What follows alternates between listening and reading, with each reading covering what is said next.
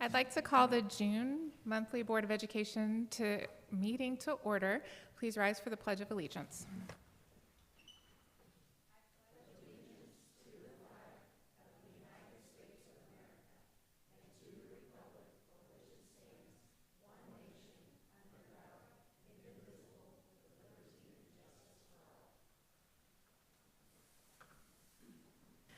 We have a small but mighty crowd this evening, so thank you all for being here.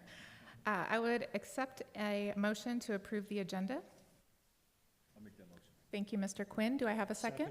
Mr. Harn, all in favor, show of hands. All right, citizens' participation and statements. Thank you, Madam President. The district has not received any requests for citizens' participation per Board Policy BDDH. Citizens update, our military liaison update. So we do not have a military liaison present with us today. We're still waiting for that position to be filled. I do see that Ms. Plummer made it to Hawaii and looks to be having fun, so. District announcements, Mrs. Bales.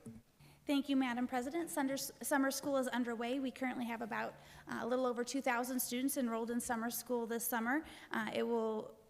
The last day of summer school will be June 26th, Thursday, June 26th. Please note that summer school will not be in session and all offices will be closed on Thursday, June 19th in observance of Juneteenth. Enrollment is now open for new families who have moved into the district. For more information, families may go to the website and click on enrollment or call Student Services at 573-842-2092. We have our Tiger Book Express coming to St. Robert and Waynesville during June and July, and they had their first night tonight. It will be Mondays and Thursdays at St. Robert City Park from 4 to 6 p.m., Mondays and Thursdays at Waynesville City Park from 9 a.m. to 12 p.m., and additional information can be found on our district webpage. A grant from the Department of Defense STEM is providing funds for STEM Camp 2025, and registration is now open. It is open to all 6th through 8th graders, and it will be held August 4th through 8th from 9 to 3 p.m. at Waynesville Middle School. And it's hard to believe that we're already talking about this, but the first day of school for the 25-26 school year is Monday, August 18th. I'm pretty sure I just heard a bunch of kids booing. All right, next up, thank you, Mrs. Bales. We have our consent agenda. I would entertain a motion to approve. I'll make the motion. Thank you, Mr. Harn. Do I have a second? Thank you, Mr. Anderson. All in favor, show of hands. All right, next up, we have our community recognitions. Dr. Goforth.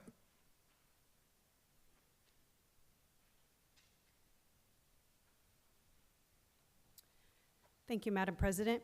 This month, the district would like to recognize Michelle Griffin and Pastor Travis Patrick from the Resource Center of the First Assembly of God of St. Robert for their donation of activity books for Freedom Elementary. We appreciate their continued support of the Waynesville School District. And we'll make sure they get this. All right, next up, we have our discussion items. We have a construction update from Mr. Harrison.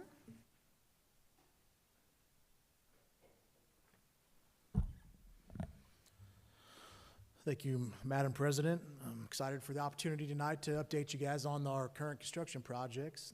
Jumping in here, so this is Liberty Elementary. So the last couple months I've had some aerial pictures kind of showing the progress from one month to the next, but for this month we got some more up-close pictures kind of showing some of the actual progress on the site. So this shows kind of some of the blasting that's been occurring recently on the southwest corner of the property. They do still have some more blasting to do, but they're getting close to being finished with all of that. And then kind of showing you some of the other progress here.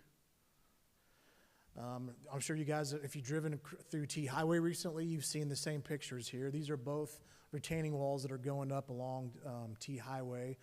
This kind of creates the slope that will go up from the T Highway to the actual building site. So very excited to see that progress going on. They're doing a great job on those retaining walls. This here, you can't see this one as well. This is in the back kind of southeast corner of the property. This is the closest over kind of to the Waypoint Methodist Church portion of the property that over there that borders them. And so they have started that retaining wall in that corner as well. And jumping into the schedule here, and this is for phase one of the project, which is the excavating portion that Bloomsdale's doing for us. And so, of course, you just seen them from the pictures. Progress is currently underway.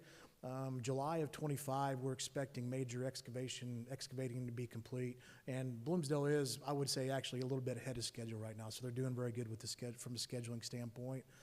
And then in October of '25, we anticipate all the material and the haul off and the finished grade to be complete in October. February of '26, we anticipate all the retaining walls can be completely done.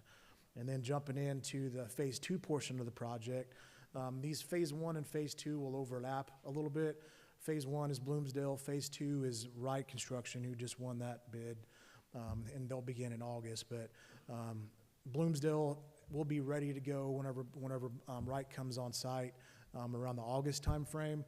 They'll be ready to go and have the site ready for Wright to come in and start laying footers, and construction will commence at that point. So excited for that. Excited to see a building actually to starting to go up there, and then right now we're still on schedule for March of '27 for substantial completion date of the building.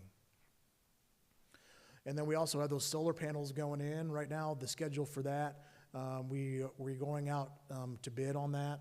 We anticipate bid approval at the August board meeting, contract approval at the September board meeting, and January of '26, the installation would begin on that project, and then summer of '26, we would actually have that project done. So from summer of '26 to spring of '27, we could already have those panels in place and already generating electricity and receiving revenue on that. So excited to get that up as well. You can kind of see from the arrows there, that's the portion of the campus where those solar panels are going to go. Our WHS HVAC project. So I've talked to TMI as recent as today, and they are still saying that they are actually ahead of schedule right now. So we're very excited for that. Most of the piping is complete throughout the building, and that's kind of what this depicts here. This is some of the piping that has occurred on the first floor. Some of the prep work that they're putting in place to get all the new VAV boxes in place, and so those are what actually gives control over the HVAC system throughout the building. So that's what that picture shows. This one is the electric panels. This will be for the new rooftop units, and so most of the electric work they have done and in place and ready to go. So once the new rooftop units show up, the power will be there and ready to go for them. And these two pictures here kind of show some progress that they're making on getting the structural steel in place to support the weight of the rooftop units. And so over on the left there, what that is the means that they're going through to protect the floor, because there is going to be some welding going on in the picture on the right side there. So they've got a bunch of floor protectant material down, and then in that area on the right side, you can see where they're kind of starting to prep, and they will be welding up the structural steel that will support the weight of the rooftop unit. For the scheduling on that, so we are currently in June, and progress, we are making good progress on that. Like I said, they are currently ahead of schedule on that project. There's still, at this point, there's going to be limited access to the high school, the main high school building. On July 1, we do have planned for the main office staff to be able to have access back to the main office building. And then the TMI will be providing some temporary HVAC units to provide cooling in there for them while they're in there. And they're still saying August 1st we're going to be done and the building turned back to us. So excited for that. And then we're still looking at potentially around September 15th or earlier for the auditorium to be complete. But I did want to point out, too, that does not affect the football field and the field houses. They are still available all summer for the camps and things that Mr. Ace has scheduled. Those will still be occurring. There may be some time whenever there's some limited, some things kind of blocked off or different types of things going on there. But for the most part, that whole area up there will be free all summer, and things will commence on the football field and field houses. Are there any questions? Mr. Harrison, I did have one in regard to the Liberty Elementary project. Has the construction manager received any complaints or feedback regarding the blasting work that they've had to do? There has been, we have received some comments from the public, and mainly just kind of wanting to know what the plan was. And so Bloomsdale has done a good job of reaching out. there's a certain radius that they're required to reach out to of where that's going to occur, and they have been great to work with, and any concern or anything that I've sent their way that I've particularly heard about, they've handled and addressed, so. Very good. And you said that phase of the construction's wrapping up there as far as the need for We should be blasting. completely done with that towards the end of June, 1st of July timeframe. Thank you. You're welcome. Any other questions for Mr. Harrison?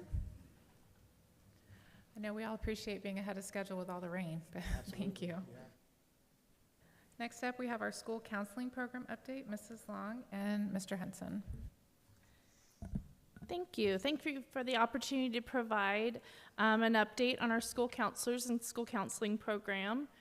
We currently have 16 school counselors employed within our district. You can see on the slide how they're divided up by building. One area over the past couple of years that that counselors have really focused on is counselor communication with parents and stakeholders.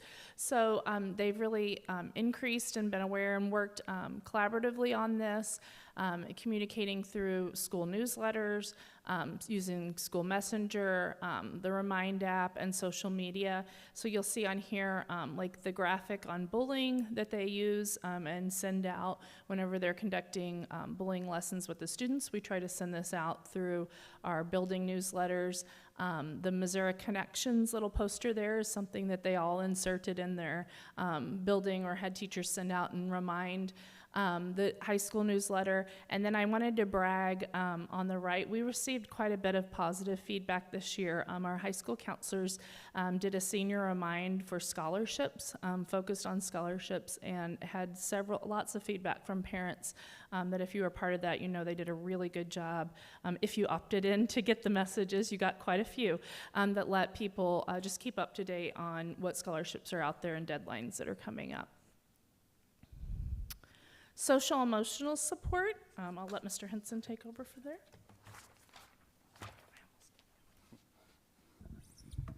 So with the social emotional support, we looked at a 3-tiered approach there. At the bottom of our pyramid is our universal support, and that's done through our K through 8 Leader in Me direct lessons at our Leader in Me schools, and then through K through 12, there's counselor-led lessons that happen weekly. The next level would be our targeted intervention.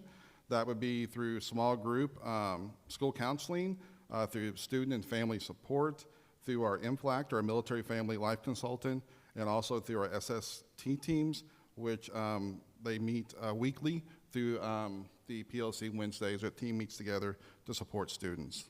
And lastly is the intensive intervention support, which is individual or small student or small group counseling through lessons and support, individualized counseling with our COMC school-based therapist, and with our behavior intervention, through a behavior intervention plan with our BCBA consulting on that.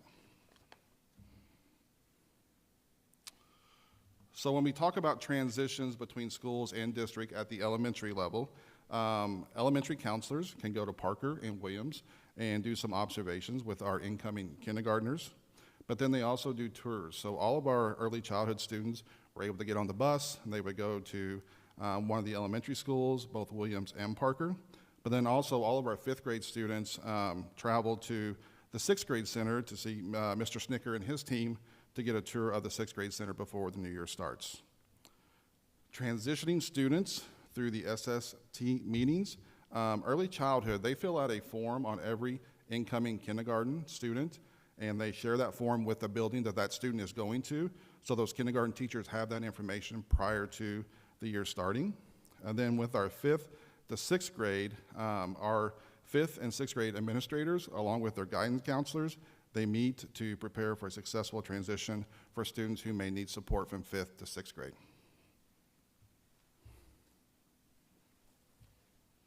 And then once they're in the secondary schools, we continue to support transitions between our schools.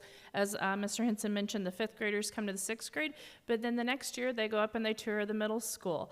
Transitioning, we too have just transitioning student SST team meetings between 6th and 7th grade and between 8th and 9th grade. Our Career Center hosts tours for our 6th graders and our 10th graders to help them become more familiar with the building and the offerings that they have. We also host, and I would say, you can kind of see from the pictures, if you can look in there, a lot of those, in the past few years, the buildings have really worked, and the tours that are given by students, even at the elementary level, when the Williams kids come to visit, those are led by students. So they're taking the kids through and telling them, and I know at the secondary level in 6th grade and in the middle school, when they go to tour, it's nice to hear maybe what it's like in the day of a life of a student instead of adults just telling them what to expect. They kind of believe the students a little more and relate to them.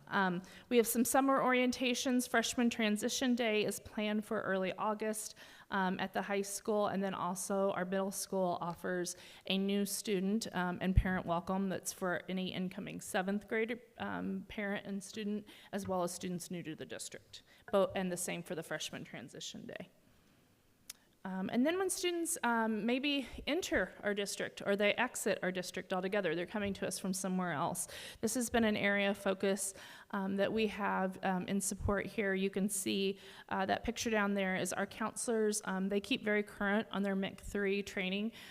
We've had ongoing trainings annually on that, and that was this year. They actually did an online training and refresher course on that, and they all passed and held their certificates.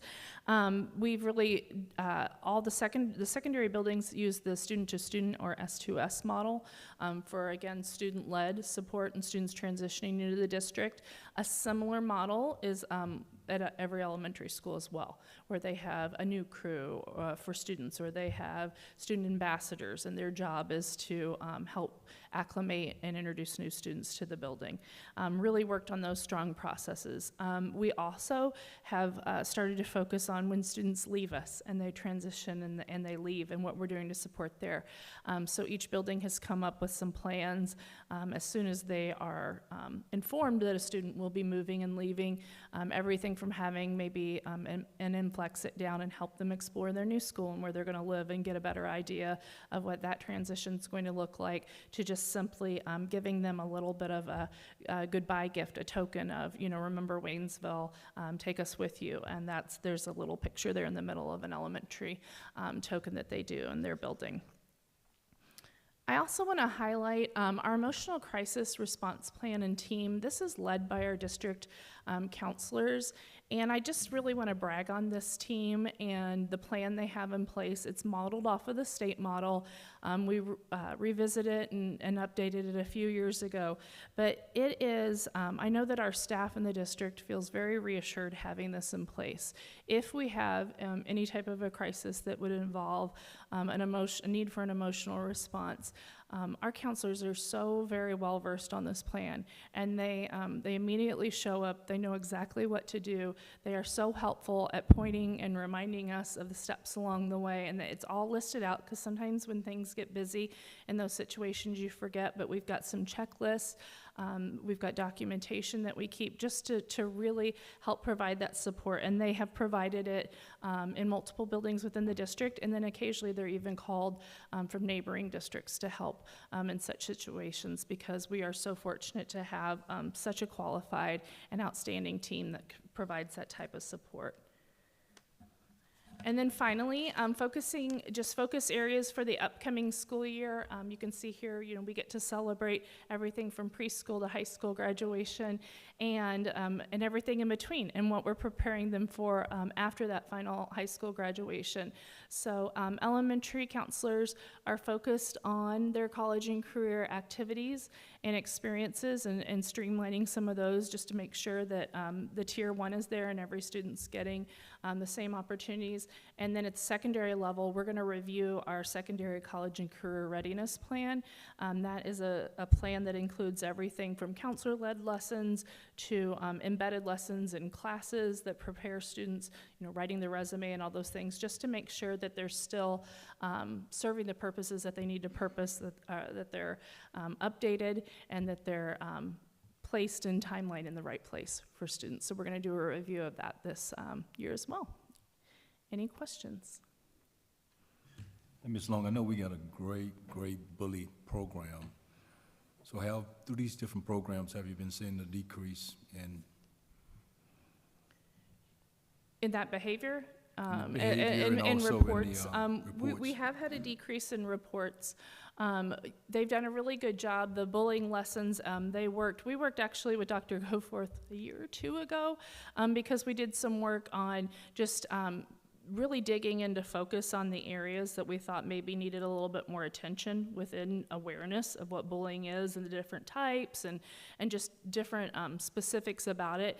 Broke those down. The counselors wrote lessons that were grade appropriate, so that all students get that tier 1 bullying lessons. Also, several of them put in I know like there's some active bully procedures and things that they have to help students work through conflicts or to address those issues at the elementary age, like on their playgrounds and such. So it's definitely been a focus area and will continue to be one for sure. Other questions for Mrs. Long or Mr. Henson? Thank you very much. Mr. Ace is going to bring us our 2025 spring sports report.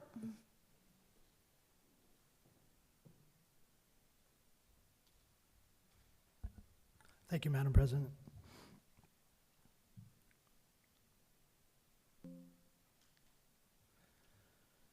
Okay, we'll start with academics.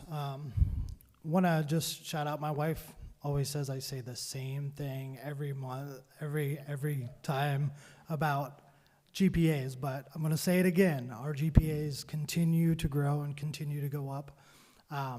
This spring, we did reach our goal of 3.5, and we had an overall varsity Letterman winner GPA of 3.58, so that's big celebration when we look at those. If you can see, we had 3 teams. Varsity Letterman were a 3.7 or higher, which was extremely high, and the breakdown of that and what they're doing in the classroom is very, very impressive. We did have 56 all-conference, spring academic all-conference individuals that had 3.75 GPA or higher, many of those above 4.0. And then we had 37 individuals in spring sports that were honorable mention, so that 3.5 between 3.7 and 4.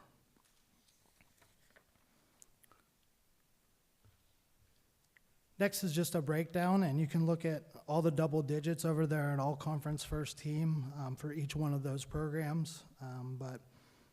Boys track, girls track, 24 and 25. Girls soccer had 15 young ladies that had a 3.75 or higher, and then boys baseball had 18 individuals that had a 3.75 or higher on that team. So that's a huge number when you consider the number of baseball players that are actually on teams.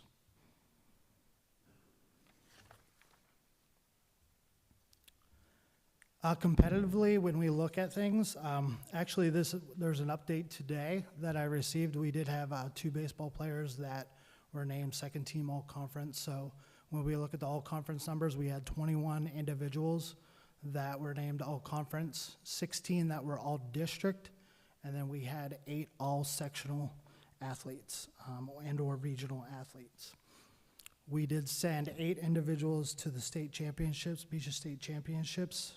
For track, those individuals were Brandon Jackson for high jump, Leland Wright for pole vault, Daniel Hightower Hanton, Everett Rink, Caleb Hansen, Rashad Joshua, all in the 4x4, Anaya Tollison in the long jump, and then Destiny Oster was in pole vault as well. So all of those are state qualifiers.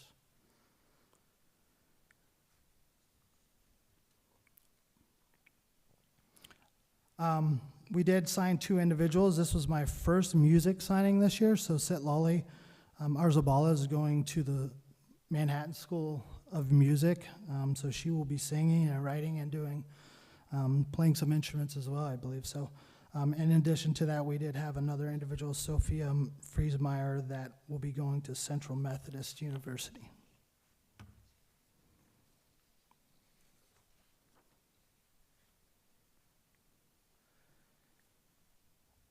Summer schedules, just staying in the know. We're kind of updating the website as we go currently, but there's going to be a little bit more visual and everything, so it'll be a little bit easier to follow, but everything is in that one-stop shop on our athletic webpage. Follow us on X account. All of our summer schedules and what we have going on currently this summer is all on there, along with the locations and facilities that we're using. With the HVAC replacement, we had to make sure we're dotting our I's and crossing our T's with everything that we have going on this summer. So check out the website there. All summer schedules are up there for both boys and girls, and we are going hard right now, so we're into week 2.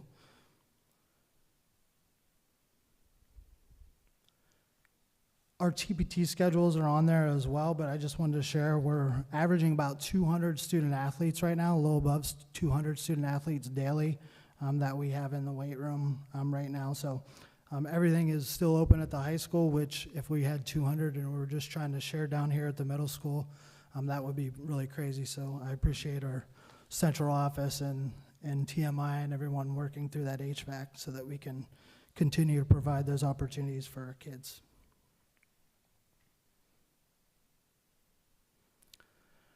Just events that we have coming up. August 11th will be the actual first day of sports practices at the high school for the fall. August 18th will be the first day for middle school practices, and again, crazy to say that we're already thinking about that. Physicals are going to be offered next week, June 17th and 18th, 9 a.m. to 3 p.m. at COMC. So free physicals are offered there. You do not have to schedule an appointment. You just need to show up. Everyone does need an annually updated physical on file to make sure that they're able to participate on that first day of practice, August 11th. And lastly, really excited, we're going to meet this Wednesday. This may be the first time I think that I've actually been able to bring coaches in multiple times over the summer. I'm extremely excited to be working with what we've done with the portrait of a tiger, and we're actually going to start doing some character-based education and creating some action plans with our coaches of how we're going to start incorporating that into our daily routines with practices in each sport. So we are meeting this Wednesday. Head coaches will be doing some action planning and some curriculum development of what that's going to look like throughout the season and on a daily basis. Then on June 24th, we'll actually do a PD session with all of our coaches. So all of our coaches will be invited, and we'll have all of them together so that we can kind of share out those plans and continue to move forward with them as we hit the fall and this summer as well. The start of the 2025-26 school year, we will be doing bi-monthly activities and athletics Tiger Time meetings, where that character-based education will actually be implemented. And I'll be working with Mr. Vernon here in the very near future of setting that schedule. And that is everything. Any questions? Mr. Ace, in regard to TPT, is there any major differences students or parents should be on the lookout for regarding what's taken place this summer as opposed to past years? So really, everything is rather pretty much the same. We do have 2 individuals now working. We have a lot more head coaches showing up as well, so there's excitement about the weight room. In addition, we did a girls session where, we have a lot of the girls showing up, and they're really, jumping on that and enjoying being with other girls during that time. So those are the main differences. Not really, a whole lot of program. There's some things here and there as far as programming goes, but they sat down about a month ago and figured out that program and made some tweaks, but no major differences. Same schedules other than that we added that 4:30 session. And the girls' hour is another new. Can you say that again? The girls only workout, is that new this year, or has that been? It is new. It's a girls session. It's not girls only. We want girls coming. We're trying to get that, but it is open to anyone during that time. But we're obviously all of our girls are showing up to that session and working out together. So. Other questions for Mr. Ace? Okay, thank you very much. Thank you.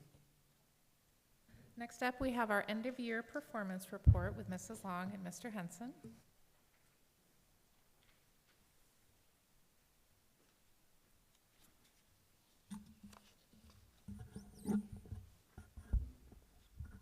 Thank you, Madam President. So tonight, Mrs. Long and I are going to share our end-of-year performance data. The data is monitored throughout the year within the classroom and within grade-level collaborative teams and is used to help guide instructional planning and interventions.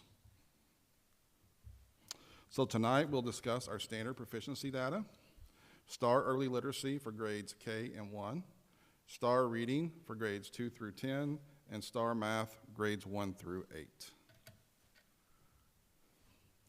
So the standards proficiency slides reflect standard proficiency on district priority standards as measured by district-created standard-aligned assessments. Overall, standard proficiency for ELA was at 77.5%. Performance on the ELA proficiency standards has remained fairly stable the past few years. In math, standard proficiency for grades pre-K through 6 is at 77%.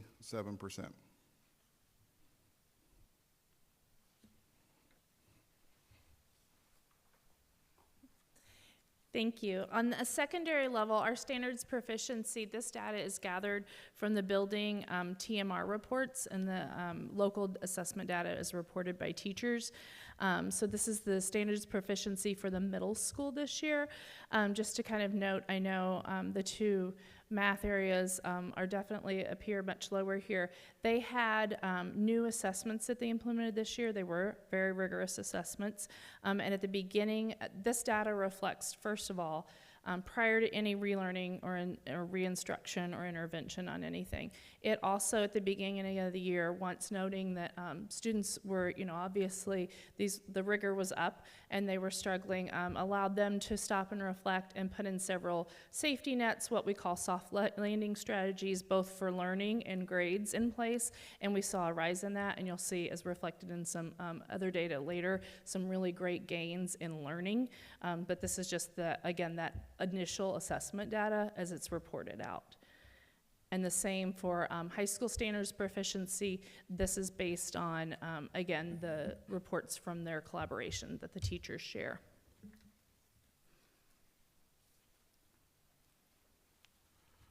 The STAR Early Literacy test in reading is administered to both kindergarten and first grade students. Percentile rank compares students' reading ability to other students at the same grade level nationally. On the end of the year assessment, 73% of our students met our benchmark.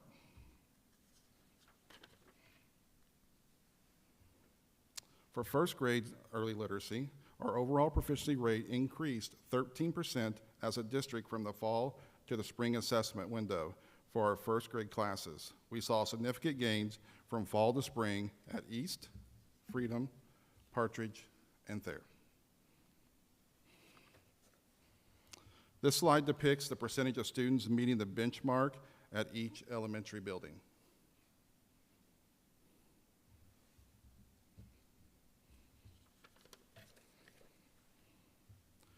The STAR reading assessment is given to students in grades 2 through 10.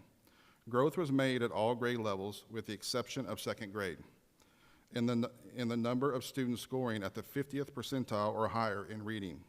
Support plans for second grade are being worked on for the 25-26 school year.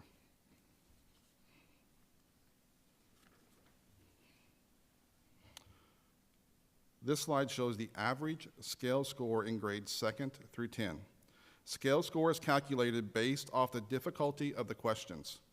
This score is useful for comparing student performance over time and across grades.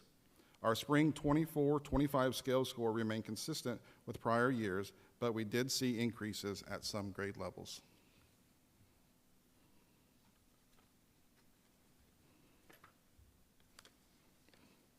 Grade equivalency represents how a student's test performance compares with other students nationally. The end-of-year average grade level equivalency met or exceeded the actual grade level at all grades.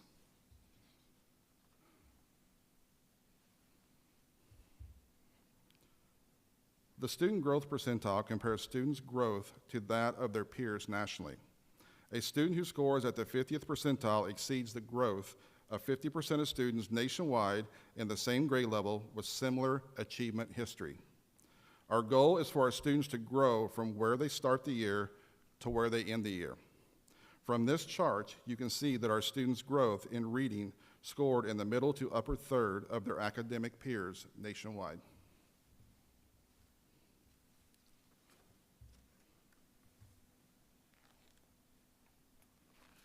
So the STAR math reports are very comparable to what Mr. Henson just shared with reading. This first initial one shares a 4-year comparison by grade level of the students, percentage of students meeting grade level benchmark on STAR math.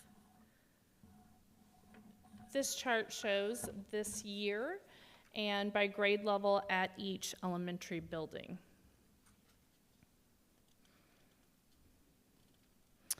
The STAR Math average scale score, you can see here the comparison scale score from last year, and that we experienced growth, and we're really excited to see growth in every grade level on the average scale score in math for this year. Additionally, their average grade equivalency in math, we've shown a growth of grade equivalency this year, and all exceeded their grade level by the end of the year in math. And finally, that same SGP, comparing student growth across multiple tests to that of their academic peers nationwide with a similar achievement history, you'll see we had some incredible gains there. If you look, the blue bar is from fall to winter, so it's from basically August to December. And then you can also compare the growth then from December to May in orange, and then for the full year in blue. So you can see we made some really great gains, and our students comparatively experienced a lot of growth in math this year. Any questions? I have a question probably for both of you, since Mr. Henson, you talked about reading and Ms. Long about math. So on slide 10 and then slide 14, you see some really large increases. What would you attribute that to? Slide 10 and slide 14. So are you talking about the increases from 6th grade to 10th grade? Yes. Yeah. So if you'll remember at the beginning of the year when I gave the report, STAR renormed. They did their renorming. And so when you're looking at percentile rank, the renorming affected that percentile rank. But when you look at scale score, the renorming did not do any, it didn't have any effect at all on the scale score. So that's why you're seeing those great increases there. It's through the renorming that STAR did this year. Other questions for Mrs. Long and Mr. Henson? Thank you very much. All right, next up, we have some action items. We have our MSBA policy and procedure updates, second read. Mrs. Bales? Thank you, Madam President. No comments or suggestions were received by administration, and so we are requesting approval at this time, please. A lot of great reading. Do I have a motion to approve? Thank you, Mr. Keeling. Is there a second? Second. Thank you, Mr. Quinn. All in favor, show of hands. Right, next up we have Transportation Handbook. Dr. Goforth. Thank you, Madam President. Attached for review is the updated Transportation Handbook, and administration requests approval as presented. Okay, do I have any questions or comments? If not, I would entertain a motion to approve. Thank you, Mr. Anderson. Is there a second? Thank you, Mr. Pondrum. All in favor, show of hands. 7-0. Next up, we have our 2025-2026 staffing plan revision. Dr. Goforth. Thank you, Madam President. Attached for review is the 2025-2026 staffing plan. Administration requests approval as presented. Okay, if there are no questions, I would entertain a motion to approve. I'll make a motion. Thank you, Mr. Harn. Do I have a second? Thank you, Mr. Anderson. All in favor, show of hands. 7-0. Our fiscal year 2025 budget revision. Mr. Harrison.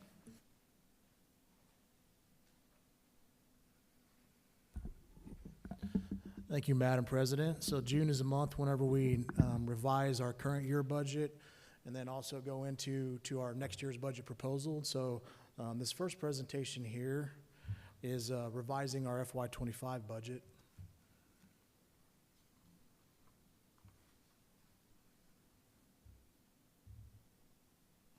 All right, there we go. So jump into the first slide here. All right, so the financial reporting timeline, just kind of show the timeline of how the budget year finishes out. So June 30th is the close of the fiscal year, so June 30th of 25 is the end of this current fiscal year. August 15th, the ASBR is due to the state of Missouri, which is a complete, detailed analysis of all of our financials. It goes to the state. And then we have a full audit done this fall. They'll come in, and the audit is due December 31st.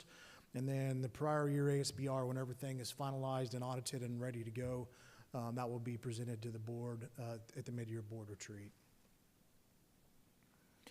Just some quick kind of recaps for this current fiscal year.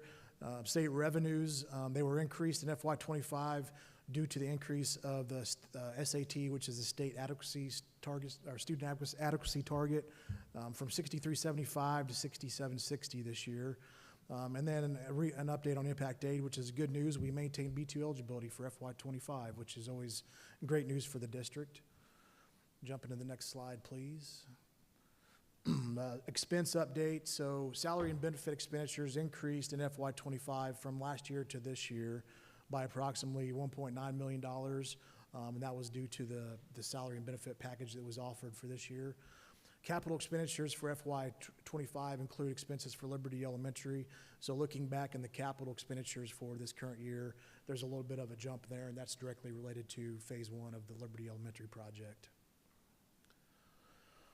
And with that in mind, I would, administration recommends a motion to enact revenue and expenditures to actual year-end account totals and necessary transfers to close the current fiscal year. Are there any questions for Mr. Harrison? Okay, if not, I would entertain a motion to approve.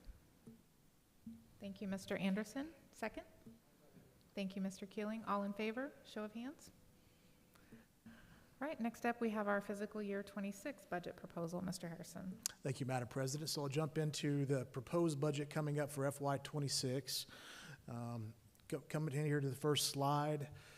Kind of as we go through the budget development process, we have goals that we kind of like to achieve, and a lot of them are related to our CSIP, but these are kind of our overarching goals right here. So support the district's vision and mission, maintain competitive salary schedules, maintain a quality employee benefit package, plan for the future with consideration of student needs and student population, and then to address current facility needs. Then jump to the next slide here. So whenever you look at our current CSIP that's in place, from a financial standpoint, the goals that we gear around towards that are the desirable level for undesignated operating fund balances at fiscal year end is a range of 25 to 30% of annual operating expenditures for the most recent year. So that speaks to our reserve balance from an operating standpoint. And that goal is to keep it between 25 and 30. The last few years, we've been running right around 30%, so we're doing good on that. Provide a competitive salary and benefits package to ensure financial stability of our employees. And then what we look to do to achieve that is to achieve and maintain a top 2 ranking in regional salary comparisons in all categories. And that's something that we monitor and strive to maintain every year. And then some more kind of continued here. Ensure efficient fiscal management and accountability through the continued use of systematic financial and accounting procedures. And then closely monitor all aspects of impact aid funding to ensure that the district's heavily impacted status remains intact and the district is receiving the maximum amount of funds available. And then implement a communications plan to ensure the community and key stakeholders are educated, informed, and made aware of the district's financial affairs. So those are all the things that we keep in mind as we're developing a budget.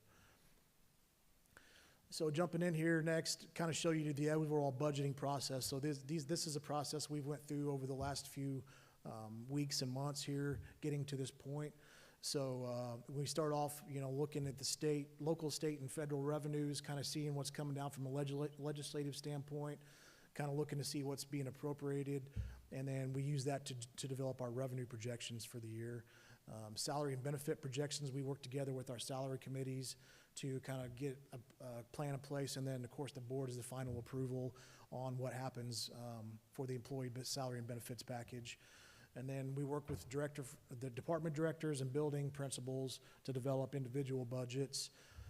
Then we work together to identify capital project needs for the upcoming year, put that all together, and then that creates the budget book that you guys have available to you tonight. And then tonight is pending board approval at the end of my presentation here. Jumping into the meat and potatoes of the budget here, so a quick summary. I won't go through all the numbers here, but just kind of at a high summary level. The teachers and incidental, those two funds make up what is our operational balance and expenditures and everything there. So as you can see, we started off with about $24.5 million, and these are projected numbers. So as of July 1 of 25, we're projecting to start off with around $24.5 million of operating dollars. And then we're projecting to end the year June 30th of 26 with about 24.6. Capital projects I mentioned earlier, we do have some bigger expenditures, a lot of construction projects going on right now. And then our lease purchase funds are wrapped up in that beginning balance there as of July 1 of 25, right around 83 million beginning. And then with all our expenditures and everything in place, around 33 million ending. You put it all together on the total column there, starting off the year around 107.6 million and ending around 57.7 million. And then this slide here is just the same, but it does show, if you look from an operational standpoint, if you look at the beginning balance that we started with and you factor in our receipts and expenditures, we anticipate ending the year with about $130,000 of surplus funds. So that means that we're running in the black about $130,000 from an operational standpoint. So that's a good place to be. Kind of go through and recap or highlight our revenues here. So local tax revenue increase, we are anticipating assessed valuation to increase throughout the county this year. I stay in pretty close contact with Mr. Whittle, and we are increasing, or we are looking for a pretty significant increase in local tax revenues this year. State revenue increase, so as I mentioned last year, or this current year, the SAT increased from 63.75 to 67.60. So going into next year, and this has been the state's plan for the last 2 or 3 years, is going up to 71.45 into FY26. And so they have recently locked in that 71.45 number. We are watching cautiously to ensure that state funds are there available to end FY26 with that. But as of now, that's their goal. So so from a budgeting standpoint, we are looking for that number, but being conservative and planning it just in case that doesn't happen. So hoping for the best and preparing for the worst type of thing. So then state transportation, the revenues are projected to be fully funded again in FY26, which is good news for from that standpoint. And then federal revenues are conservatively budgeted to reflect student enrollment trends, changes in funding priorities, as well as potential lot adjustments on impact aid at the federal level. So what that's saying is our impact aid dollars are very important to us, but they come in, payments can come in, from one year to the next and vary. And so we always budget impact aid dollars very conservatively from one year to the next. A quick breakdown of our revenues here. We're funded much differently than normal districts throughout the state, and that is due to all the federal dollars we receive through impact aid. So, all the times we go through and talk about impact aid and how important the B2 funding is and the importance of keeping that tax levy comparable to other districts, that just adds more fuel for that discussion there. So very thankful to have that money. It's very important to the district. But from an overall standpoint, if you look at the pie there, that's the total amount of money we get. State adds up to about 43.6 of our total budget. Federal's around 25.5, and then local property tax is around 12.4%. And then Prop C, which is a state income or state sales tax that is assessed at the state level and then comes in through our local funding, is around 10.3%.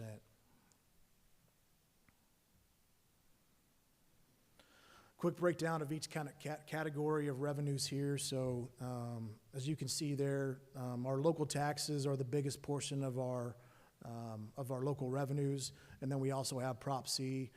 Total for this year, from a local standpoint, is around $28.3 million.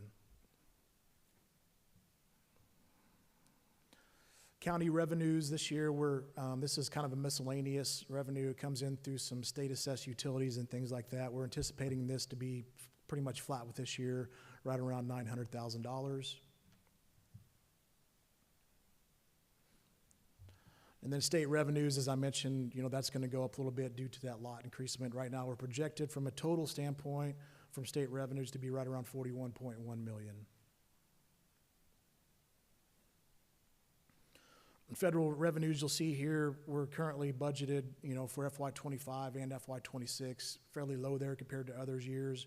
But as I mentioned, the nature of the payments coming in, things like that, you might get one fiscal year's payment into the following fiscal year, and that's kind of represented there in the way that those numbers kind of bounce back and forth. But, impact aid payments have been strong over the last few years, and I don't anticipate that to change, even with the recent changes at the federal level. It looks to maintain, so we have it budgeted fairly flat this year as compared to last year, so expecting our impact aid dollars to continue coming in. Jumping into expenditures here, just some quick highlights. The FY26 budget includes increases to the district salary and benefit package, and so these are some of the things that we've done this year to the salary and benefits package, and so allowed movement on the salary schedule, and I'm sure everyone here and everyone listening would definitely want to express their gratitude to the board for approval. This was a good salary benefits package for our employees. So allowed movement on the salary schedule, classified and certified 3% increase, summer school pay increase. We added 10 additional steps to the certified bachelor's column plus movement to the appropriate column.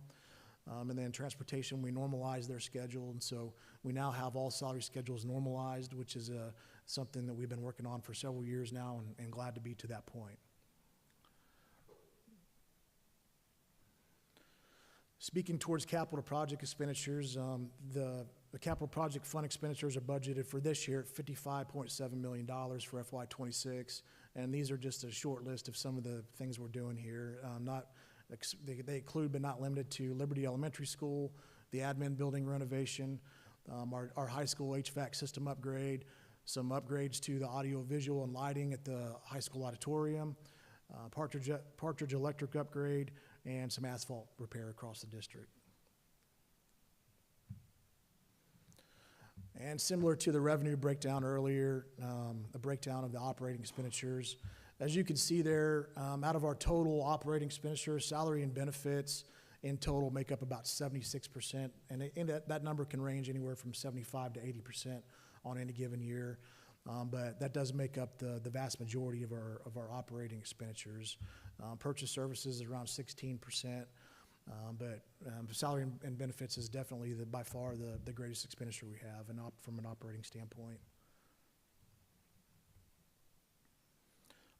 Kind of going through and showing you a breakdown here, so you can see over the years we have kind of a trend here on salary and benefits, and so going back prior to FY25, those 3 years before, those are actual expenditures that have been recorded. FY25 is finishing out this year, and then FY26 is projected for next year. But as you can see there, the things that we did to the salary package, we are projected to go up a little bit for FY26. Around $52 million is what's currently projected for salary and benefits. Our purchase services number kind of continues to go up. These are our third-party companies that we work with, like OPA, PenMac, K-12 ITC, TMI, some of these companies that we do through our purchase services, and that's a trend across the entire state of Missouri for all school districts. Transportation expenditures, you notice the jump there in 25. We gave Mr. Tronstadt a credit card last year, and he kind of a little bit crazy on spending. Nah, that's just joking there, but that number there, $6.2 million, is really directly related to, we replaced the diesel tank out of the transportation department, and the majority of those expenditures lied right around July of last year, so that fell in last year's fiscal year. So this year we're more in line around the $5.4 million is where we're currently projecting for transportation expenditures. Food service expenditures, we're projecting to be fairly flat this year compared to last year. We expect it to be right around the same amount, around $3.3 million. And then, as I mentioned earlier, that jump there is directly related to Liberty Elementary, and once we get the admin building renovation kicked off, that adds to that as well. But we do have a lot of active construction projects going on. And overall, district expenditures, this includes operating and capital. So as you can see there, the last couple of years has taken a jump, but those are directly related to our capital expenditures as well. And then just some kind of summary level stuff for the FY26 budget. As I mentioned earlier, we are anticipating the SAT increase from the state level, which will generate more revenue. But as I also mentioned earlier, we are cautiously watching the state revenues to ensure that that's going to happen. So, and then from FY26 impact aid B2 eligibility. So using additional factors, we do anticipate to be eligible for B2. We're still waiting final approval from the impact aid department, but everything has been submitted and we are on track to be B2 eligible for FY26, which is very exciting. And then just a side note there, so the successful passages of Prop 2 will extend our B2 eligibility once that kicks in. So very appreciative of that as well. Any questions? Questions for Mr. Harrison? Does not appear so. All right, without, administration recommends a motion to approve the budget as presented. Okay, do I have a motion to approve? Thank you, Mr. Second? I'll second. Thank you, Mr. Quinn. All in favor, show of hands. All right, next up we have change order number 1 with Wright Construction Services on the Liberty Elementary Phase 2 project. Mr. Harrison. Thank you, Madam President. Administration recommends a motion to approve change order number 1 with Wright Construction Services on the Liberty Elementary Phase 2 project, which we are calling BP number 2, in the amount of negative $727,078, reducing the contract sum to $36,247,922. Okay, if there are no questions, I would entertain a motion. I'll make a motion. Thank you, Mr. Harn. Second? Thank you, Mr. Pondrum. All in favor, show of hands. All right, next up we have the 2025-2026 Board of Education meeting dates. Thank you, Madam President. A motion to approve the 25-26 monthly Board of Education meeting dates as presented. Okay, if there are no questions, I would entertain a motion to approve. I'll make the motion. Thank you, Mr. Quinn. Do I have a second? Second. I saw Andy's hand and heard Mr. Keeling, but Andy, I saw you first. All in favor, show of hands. All right, we'll see you on those dates. Our science textbook proposal, Mrs. Long.